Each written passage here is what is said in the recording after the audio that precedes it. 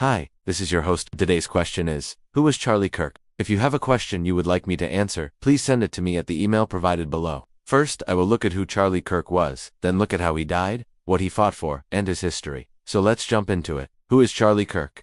Charles Dennis Kirk was born in November 1949 in Port Lincoln, South Australia. He was one of 9 children born to parents, Colin and Thelma. His father owned a furniture business and a dance hall. When he was 8 years old, his family moved to a farm in the small town of Mintaro, about 70 miles north of Adelaide. Charlie attended Mintaro Area School. When he was 14, his father died. And with the family farm being mortgaged up to its value, they had to sell it and move to Adelaide. The family was now living in poverty. To help his mother support the family, Charlie left school after year 10 and got a job working in an egg freezing factory. In 1967, when he was 17, he married and started a family. In the early 1970s, he worked as a truck driver. At some point, he became an upholsterer, which was probably linked to his father's previous furniture business. He also became heavily involved in the Australian Labour Party. Around this time, his marriage broke down and he moved in with his sister. It was around this time he met another woman named Jenny. They were together for 12 years, but never married. Together they had 3 children, 2 daughters and a son. So now let's look at how he died.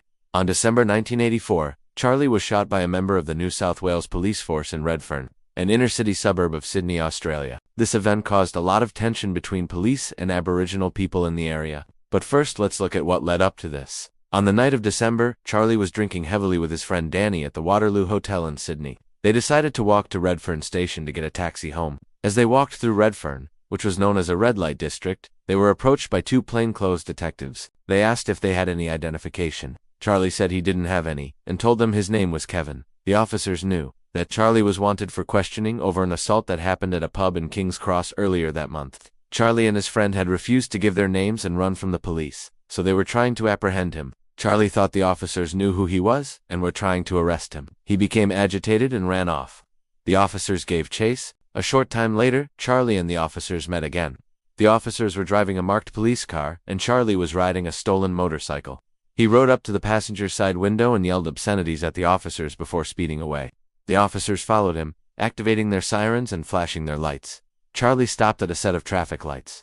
Both the officers and Charlie got out of their vehicles, and the officers approached him. One of the officers drew his firearm and ordered Charlie to get on the ground. Charlie ignored him and started the engine. The officer with the gun in his hand walked around the other side of the motorcycle and told Charlie to turn off the engine. Charlie instead put his foot down and sped towards the officer. The officer raised his firearm and fired 5 shots at Charlie. 4 of the shots hit Charlie in the chest, back and stomach. He fell to the ground where he was bleeding profusely. The officers immediately called for backup and an ambulance. The other man with Charlie was detained. Charlie was taken to the hospital where he died a short time later. The next day, the police released a statement saying the officer who fired the fatal shots had been cleared of any wrongdoing. However, this was disputed by witnesses who claimed the officer had not identified himself or given any warning to Charlie before firing his weapon. 3 days after the shooting, hundreds of Aboriginal people protested in Sydney in response to Charlie's death. The protests continued over the following weeks. There were several marches, and one of the key demands was for an independent inquiry into the shooting. The New South Wales government complied and announced that Justice James Sampson would lead an inquiry. However, the terms of reference for the inquiry were very limited and protesters were unsatisfied. They claimed the investigation was a whitewash. In January 1985, the New South Wales government tried to introduce emergency laws to give police more power to deal with the unrest. This led to further protests and violence between police and protesters.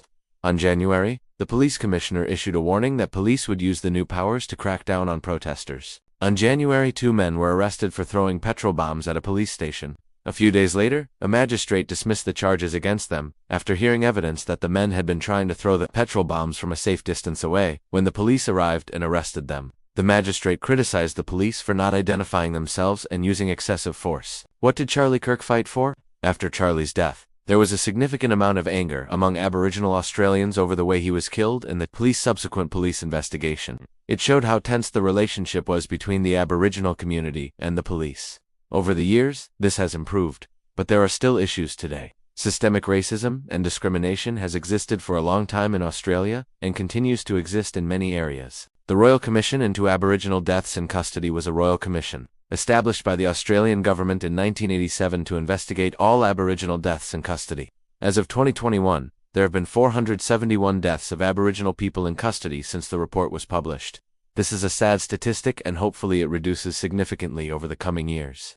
Now let's look at Charlie's history. He was born in Port Lincoln, South Australia in 1949. He was one of 9 children. His father owned a furniture business and a dance hall. When he was 8, the family moved to a farm in the small town of Mintaro, about 70 miles north of Adelaide. At age 14, his father died. The family had to sell the farm and move to Adelaide. They were now living in poverty. He left school after year 10 and got a job in an egg freezing factory. In 1967, he married and started a family. In the early 1970s, he worked as a truck driver and became heavily involved in the Australian Labor Party. Around this time, his marriage broke down and he moved in with his sister. It was around this time he met Jenny and they were together for 12 years. During this time they had 3 children, 2 daughters, and a son.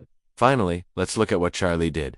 He worked in a number of jobs during his life, including as a truck driver and upholsterer. He was heavily involved in the Australian Labor Party. He was also a fighter for Aboriginal rights and was killed during a confrontation with the police. So what are your thoughts on the way Charlie Kirk was killed? Do you think the police were justified in shooting him? Please feel free to share your thoughts below. They always generate an interesting discussion. As always, thanks for watching. If you have a question you would like me to answer, please send it to me at the email provided below.